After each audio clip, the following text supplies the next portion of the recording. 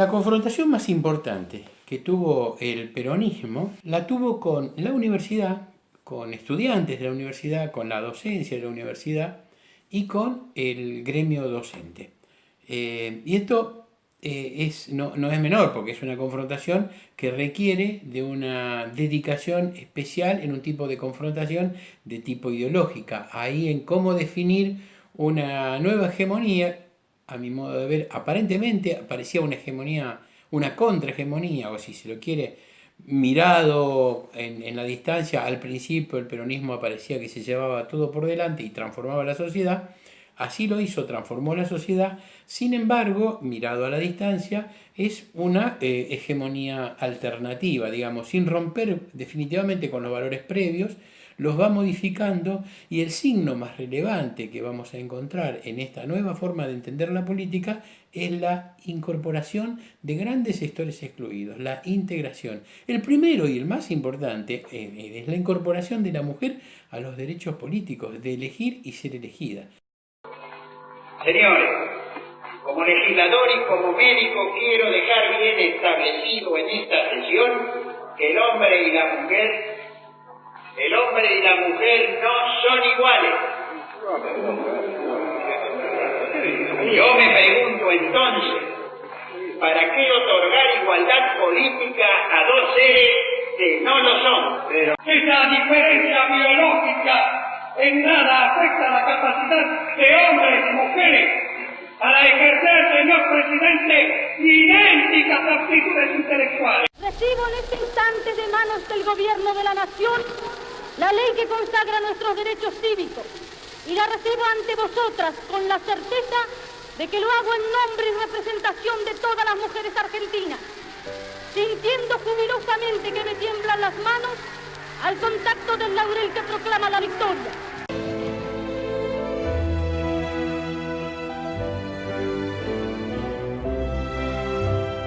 En todo el territorio se vive un clima de fiesta. El cuarto oscuro se llena de un perfume fresco y renovador. Es decir, la mitad de la población estaba afuera. De golpe es el peronismo y no otro. No importa que digan, sí, porque el socialismo ya lo venía planteando hace 10, 20, 30 años. No importa, porque a la hora de poder poner sus candidatas, no pusieron ni una sola candidata a los socialistas, ni una sola. Y además, fíjense ustedes, Alicia Moró de Justo, tan feminista era que no usa su propio nombre. ¿Para qué necesita el apellido del marido?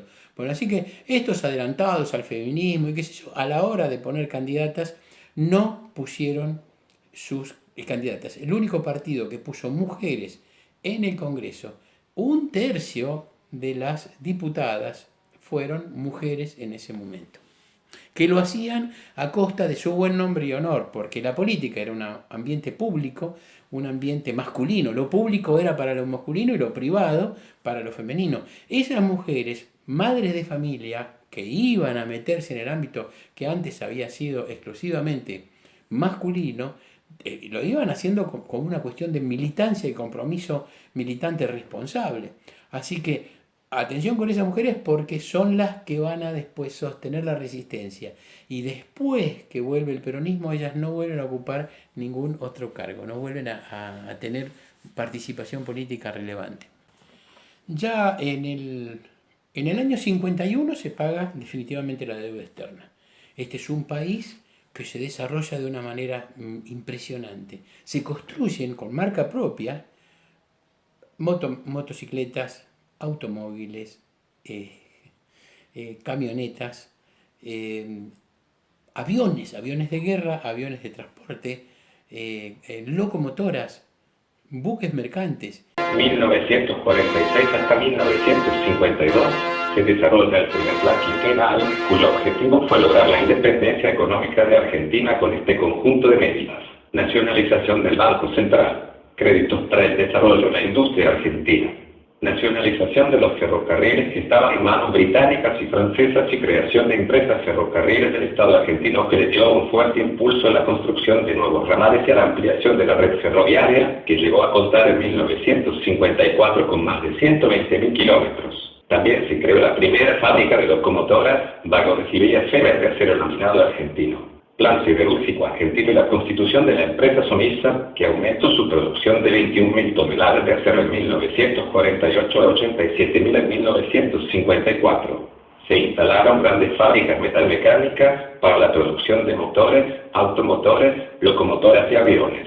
IPCA, Industria Gesera Argentina, que produjo el rastrojero El Judicialista. Todavía existen los rastrojeros. Además de crear la fábrica militar de aviones en IAME, Industrias Aeronáuticas y Mecánicas del Estado, y luego en Dirección Nacional de Fabricaciones e Investigaciones Aeronáuticas. Expansión de la Marina Mercante, que a fines de 1943 explotaba 42 barcos y 15.000 trabajadores a más de 100 buques mercantes y 50.000 trabajadores. Es un país desconocido absolutamente para los que hoy pueden mirar nuestro país, se van a dar cuenta cuánto se depredó, sigue en el recuerdo. ¿Por qué no se puede hablar de política desde hace 70 años sin tener en cuenta al peronismo? Esta es una de las razones. Bueno, es cierto que se lo critica al peronismo de adoctrinar, usar la escuela para adoctrinar. En realidad, en el año 49 se hace una nueva constitución nacional y nuevas constituciones provinciales. Hace que dentro de la Constitución se planteen estas tres banderas que decíamos, la soberanía política, la independencia económica y la justicia social van a estar como texto. Pero también se hacen nuevas leyes de educación en algunas provincias, en el caso de la provincia de Buenos Aires, esto va a estar en el texto de la Constitución y además va a decir que la educación argentina, la educación bonaerense va a ser antiimperialista, porque el peronismo se planteaba que estaba tan lejos de un imperialismo como del otro, y tachaba de imperialistas ya a Estados Unidos y a Rusia, digamos, a la Unión Soviética, ya los tachaba de imperialistas y nosotros no somos ni yanquis ni marxistas. Lo interesante que esa aseveración, ni yanqui ni marxista, lo que está diciendo es no vamos a tomar categorías europeas para entender a este nuevo mundo que es Argentina, que es América Latina. Perón está planteando la idea de un movimiento de América Latina, un movimiento de los países del tercer mundo ya al principio. Por eso plantea lo suyo como tercera posición. Y es una cuestión que no va a depender en esos términos de la forma de pensar del colonialismo europeo, sea capitalista o sea marxista. Probablemente lo que más quedó como marca es que a partir del año 52, especialmente con la muerte de Eva Perón, de Evita, ya el peronismo había una cantidad de dirigentes sindicales que habían sido muy revolucionarios, que ya se habían acomodado en sus cargos, estaban tranquilos, una cantidad de dirigentes políticos que acompañaban a Perón, que se habían ido, los tipos más honestos, más serios, se estaban yendo, y quedaban una serie en los escalones intermedios, terceras, cuartas líneas, una cantidad de alcahuetes que se preocupaban más por poner el nombre de Perón en las calles, en las plazas, en los hospitales, o de Evita, y hasta en el año 51 se declaran provincias, dos provincias, las que hoy conocemos como el Chaco y la provincia de La Pampa.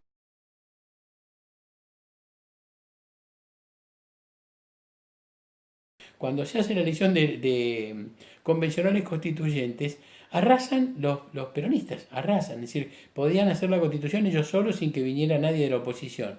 Y declaran al territorio nacional del Chaco, lo llaman provincia presidente Juan Domingo Perón.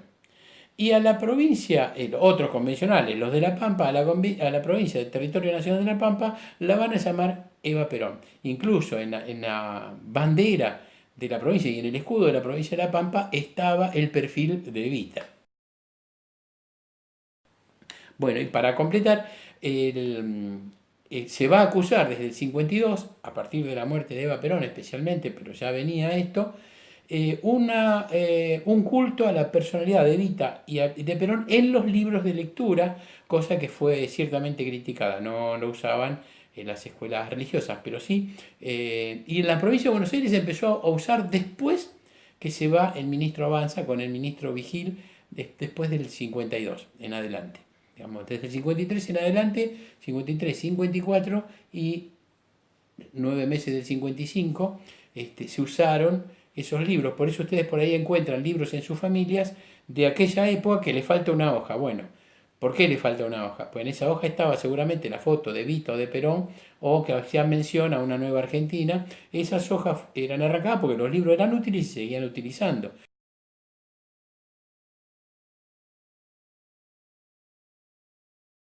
Entonces van a encontrar ellos, ¿por qué?